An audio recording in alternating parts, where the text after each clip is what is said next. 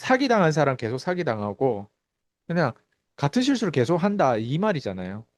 그러니까 시달리는데 경제 문제 있는데 사기당하는데 심지어 사기 안 당한 사람도 심각한 사람들이에요. 인생을 살면서 사기를 한 번도 안 당하는 게 자랑이 아니에요. 사기를 한 번도 안 당했다라고 하는 건 그만큼 믿는 거에 있어서 항상 의심하면서 사는 사람들이란 말이에요. 의심하면서 사는 사람들의 특징은 그만큼 경험이 적어요. 예, 경험이 줄어드는 거예요. 예, 왜냐면 사기도 당하는데 매번 당하는 사람도 문제지만 사기를 한 번도 안 당한 사람도 문제예요. 예, 왜냐면 이게 그러니까 내가 시달리고 내가 힘들고 내가 돈을 못 벌고 내가 남편한테 무시받고 늘 이런 삶을 살고 있음에도 불구하고 자녀한테도 무시당하고 소통도 안 되고 사회적인 어떤 무능력하고 뭐 여러 가지 이런 부분들이 계속 매일 고통스럽고 시달린데 그 문제를 하나님께서 허락했단 말이에요. 허락했다라고 하는 건 그 문제가 나한테 들어왔다라고 하는 건 나를 깨달으라고 그 문제를 준 거지. 나를 미워가지고 내가 망했으면 바라 내가 자살하기를 바라가지고 그 문제를 준 게 아니란 말이에요. 세상이 이렇게 고통스러우니까 빨리 뒤져 이 뜻이 아니잖아요. 그걸 가지고 우리가 깨달으라고. 예. 왜? 문제가 있으면 항상 열쇠가 있어요. 문이 있으면 열쇠가 있어요. 잠겼으면 어때? 열쇠가 있어요. 잠겼으면 여는 도구가 있어요. 예. 다만 우리가 그걸 열어라고 왜냐면 그 문제를 해결 안 하면 다른 사람하고 비교했을 때 상대적으로 약해요. 다른 사람들은 그 정도 문제를 다 겪고 사는데 다른 사람들은 잘 해결하는데 너만 해결 못 한다? 그럼 그 사람은 방어막이 없고 그 사람은 세상 루저처럼 살 수밖에 없죠. 왜? 문제 해결하는 능력이 그만큼 약하기 때문에.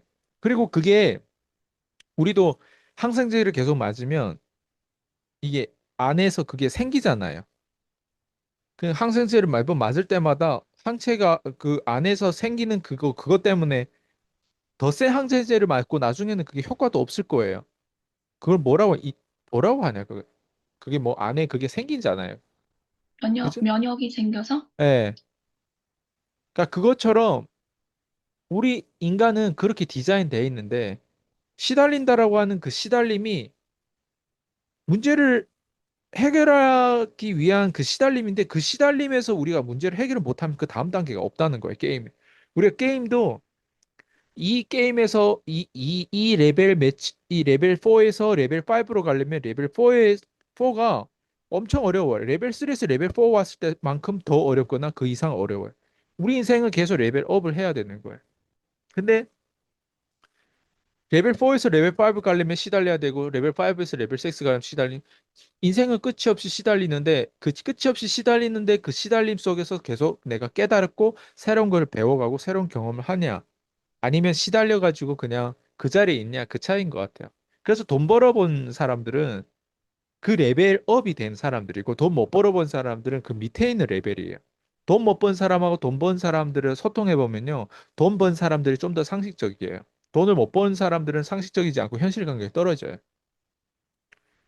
그래서 현실 감각이 떨어지는 사람들한테 어떤 대화를 나눠도 현실 감각이 떨어진 대화, 소통과 그 어떤 마인드, 그 어떤 그 관점으로 소통하기 때문에 대화가 안 되고 현실 감각이 어느 정도 있는 사람들하고 소통하는 게 소통이 돼. 왜? 이런 사람 좀 더 투명하고, 예. 그래서 시달리는데 문제가 해결되는 게 우리의 목적이 아니에요. 또 가만히 보면은 더 큰 문제가 들어오는 게 우리한테는 목적이에요. 어떻게 보면. 왜? 더 큰 문제가 들어왔을 때 그걸 해결하는 과정에 더 작은 문제를 해결할 필요까지 없는 거예요. 예. 예를 들면 내가 자전거 타는데 자전거가 나사가 뭔가 풀렸어요. 예, 나사가 풀린 게 문제예요. 왜? 그게 나사가 풀리면 자전거를 잘 못하고 자전거를 타는 게 위험하니까. 근데 내가 만약에 좀 더 돈이 있고 하면 난 자동차를 사겠죠. 예를 들면. 그러면 자전거 나사 풀리는 그거를 때문에 고민할 게 아니라 자동차를 사가지고 자동차를 리스하거나 자동차를 타면서 예, 거기에 기름을 넣고 뭐 자동차도 큰 자동차 탈지 작은 자동차 탈지 뭐 5명만 타는 거 타는지 7명 타는 거 타는지 어쨌든 더 비싼 걸 탈지 어떻게 그 고민과 자전거에 대해서 나사를 어떻게 더 좋은 나사를 넣어야 되는지 아니면 자전거를 바꿔서 타야 되는지 그러니까 고민 자체가 다른 거죠. 예. 그 어떤 사람들 그런 좋은 자동차 타요. 근데 좋은 자동차 타는데 좋은 자동차 그 다음 단계 또 큰 고민이 또 큰 문제가 들어오는 거예요. 그러니까 사람은 더 큰 문제를 핸들하는 어떤 그 과정 속에서 과거의 작은 문제를 잊혀지는 거예요. 근데 이제 일반 사람들이 그 브런치랑 먹으면서 아줌마들끼리 대화하는 걸 보면은 다 시달리는 그 작은 문제에 따라서 이제 대화를 한단 말이에요. 작은 문제. 뭐 너희 뭐 시애비 뭐 시엄마 그냥 뒷담화를 하고 뭐 학교 애들 얘기 뭐 밥이 어디 집에 밥이 맛있고 뭐 어떤 옷을 입어야 되고 뭐 김장은 뭐 어떻게 했고 이번에는 뭐 어떻게 왜냐면 그 사람들 입장에서 그것도 관리의 영역이니까 내 새끼도 잘 먹여야 되고 정보도 알아야 되고 그런 관리의 영역이니까 중요하겠죠. 근데 억만장자들이 그런 얘기 할까요? 그런 얘기? 중요한 자리에서 그런 얘기 할까요? 시엄마 얘기 할까요? 김치를 담그는데 누구는 오늘 뭐 참석했고 누구는 참석 안 했고 이런 얘기를 할까요? 예, 그래서 그것 때문에 삐질까요? 김치 담그는 거 김치를 담그는 게 아니라 김치 공장도 살 수 있는 사람들인데 그거에 대해서 김치 담그는 거 누가 담궈야 되고 왜 이번에 안 담궜고 어? 김치 담그는 그 날짜를 잡아가지고 했을 때 뭐 그런 고민 그런 거 할까?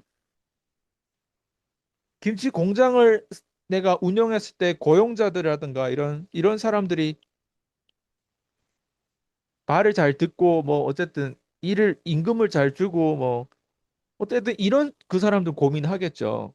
예. 그리고 이런 어떤 문화도 세계적으로 퍼뜨리려면 어떤 이벤트라든가 어떻게 이 문화를 발사해야 될. 김치는 단순히 김치 맛이 아니라 하나의 문화란 말이에요, 또. 그러니까 그런 사람들 그런 고민을 하는데 아줌마들은 무슨 고민이에요? 작은 고민들 한단 말이에요.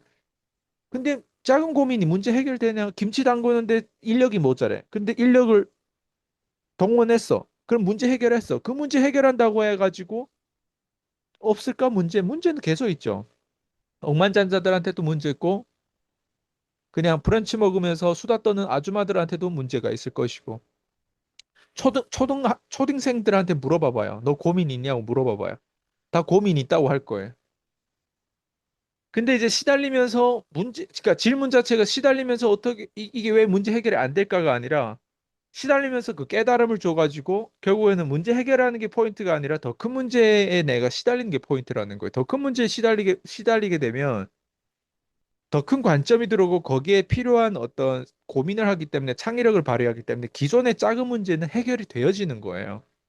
작은 문제가 해결되는 되는 게 중요하지 않고 더 큰 문제가 들어오는 기회를 받아들이고 더 큰 문제가 들어오는 그 문제 해결하면서 내 스릴 있게 내 삶을 생존감 있는 어떤 그 살아있는 느낌으로 끊임없이 내가 중요하다는 어떤 그런 느낌으로 살아갈 때 기존의 작은 문제들은 어때? 해결되어지는 거예요.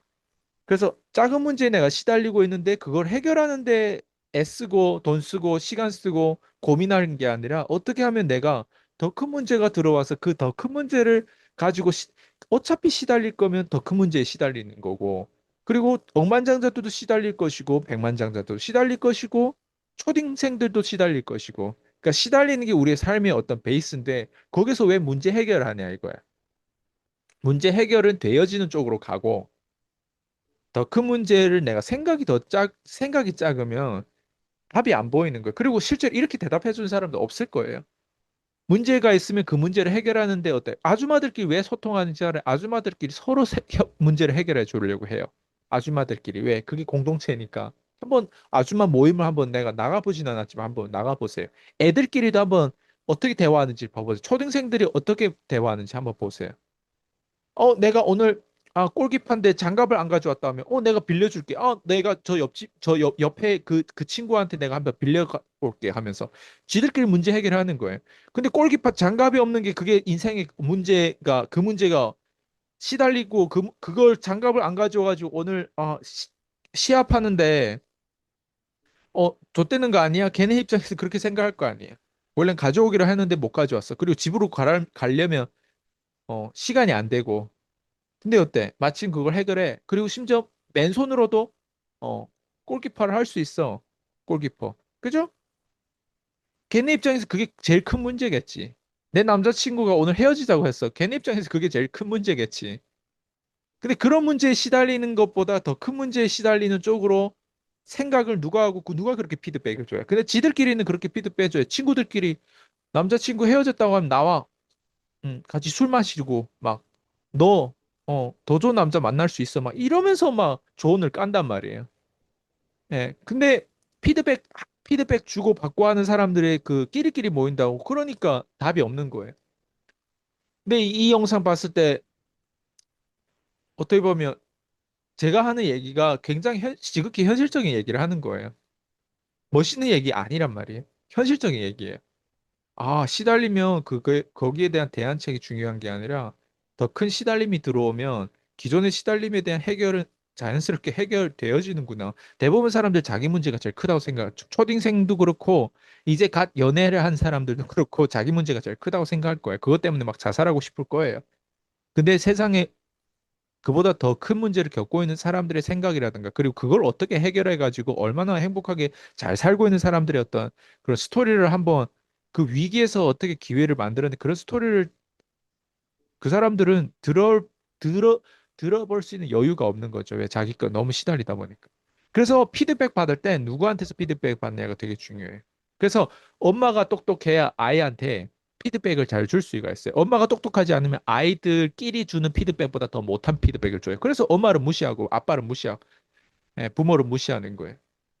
그래서 시달리는 거에 대한 답을 찾는 것보다 거기에 대한 피드백을 제대로 잘 받아서 더 큰 시달림, 더 큰 문제를 가지고 그 문제를 해결하는 과정에 기존의 문제는 해결되어진다. 저는 이 과정을 어, 대한민국의 부모들은 자녀들한테 교육할 때 모두 다 자기 스스로도 행할 뿐만 아니라 피드백 줄 때 이렇게 피드백 줬으면 좋겠어요. 그래서 아이의 시달림 때문에 그 시달림을 없애는 게 아니라 더 큰 시달림을 주려고 하는 그 부모의 어떤 그 카리스마와 그 리더십. 그게 우리가 가야 돼. 저도 제 수강생들한테 내가 왜 그 사람들 성장시킬 수 있을까를 보면 제가 그 역할을 하는 것 같아요. 부담 많이 줘요, 저는. 부담 많이 줘요. 제 수강생들한테 부담을 많이 줘요. 부담을 안 주는 것보다 부담을 주는 게 그 사람을 도와주는 거라고 하는 걸 저는 현실적으로 깨달았어요.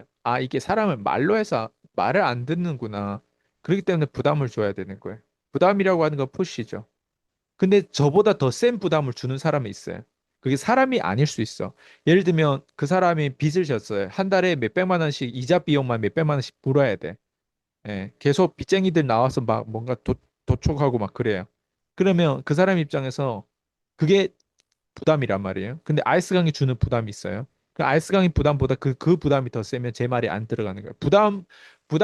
부담을 주는 사람이 어느 만큼 그 자극을 어느 만큼 세게 주냐에 따라서 그 사람이 성장하는데 나쁜 부담도 있고 좋은 부담도 있는데 그런 나쁜 부담, 자기가 멍청하게 선택해가지고 빚쟁이가 돼가지고 마이너스 막 한 달에 수백만 원, 수천만 원씩 막 어, 어때지 자기 지출을 커버해야 된다. 이런 게 나쁜 부담이죠. 나쁜 부담이 저보다 더 강력하면 저는 그 부담을 이길 수 없어요. 그래서 그런 사람들을 코칭하다가도 이 부담이 더 세니까 내가 얘를 도와줄 수 없구나. 이럴 때가 있어요, 실제로. 그래서 제가 코칭하는 저의 원칙은 상대방한테 푸시를 하는데 왜를 얘기하고 방법을 얘기한다고 해서 상대방이 변화되는 게 아니라 거의 두드려 패야 돼요. 부담을 줘야 돼요. 근데 그 부담이 좋은 쪽으로 이끄는 부담이죠. 제가 그렇다고 해서 그 사람을 뭐 망하게 만들겠어요? 진짜 두드려 패겠어요? 안 그런 거예요. 근데 그게 제 원칙이에요. 내가 사람을 바꾸려면 부담을 줘야 되고 푸시를 해줘야 되고 그 저도 똑같아요. 제가 매번 매 순간 변할 때를 보면 우연이든 우연이지 않든 먹튀했거나 어쨌든 제가 망했으면 바라는 사람들이 그리고 저를 비우는 사람들이 저한테 주는 어떤 그 경제적인 사회적인 어떤 부담이 들어왔을 때 그때 제가 진화를 하고 변하더라고요. 그래서 저는 먹튀한 사람들을 얘기는 하고 있지만 괘씸하지만 또 감사한 양면성이 있어요. 왜냐면 그 사람들이 없었다면 제가 이렇게까지 계속 생존력을 발휘하면서 계속 거기에 대한 자극을 받고 이렇게 성장하지 못했을 것 같아요. 네. 그래서 다시 돌아오면 시달린다? 나도 시달려요. 근데 시달린 거에 대해서 내가 어떻게 생각하냐. 지금 제 생각을 이제 표현한 거죠. 도움됐어요? 네. 사실 제가 시달린다라고 여쭤봤던 거는, 지금 대표님께서 이제 피드백 주신 것도 들어보면, 일상 속에서의 그런 시달림에서 이제 벗어나서 더 큰 어떤 문제들이 들어오면 그 일상에서의 그 짜잘한 그런 시달림은 없어질 거다. 그 얘기를 하신 거네요. 그리고 그 큰 어려움들이 들어왔을 때 그 문제를 해결해 나가면서 내가 성장해 나간다. 네, 좀 이렇게 저는 알아들었거든요. 그래서 그 과정에서 깨달음도 있고, 그리고 지금 하나 떠오른 게 대표님께서 성장을 하려면 돈을 벌어라, 돈을 붙잡아라 라고 하는 말도 지금 생각났거든요. 그래서, 돈을 벌려고 애를 쓰다 보니까 그 과정에서 문제들이 많이 생겼고, 그것을 해결해 나가면서 내가 성장하고 그 속에서 깨달음이 있구나.